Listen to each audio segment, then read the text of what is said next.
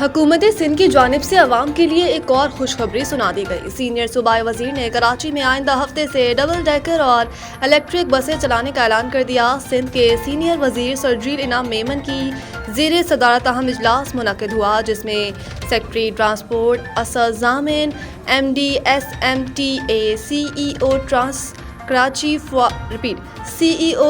Karachi Fawad Ghaffar Soomro, yellow line B R T کے P D ضمیر عباسی اجلاس میں شریک ہوئے۔ اجلاس میں شرجیل انعام میمن کو yellow line B R T اور red line B R T کے ترقیاتی کام میں پیش رفت پر بریفنگ دی گئی۔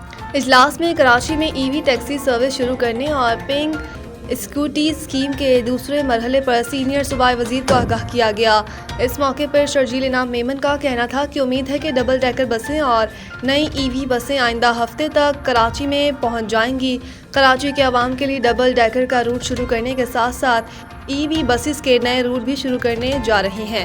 ان کا کہنا تھا کہ حکومت سندھ دسمبر تک ای وی ٹیکسی شروع کرنے اور حالیہ مالی سال مزید 500 بسیں لانے کا ارادہ رکھتی ہے۔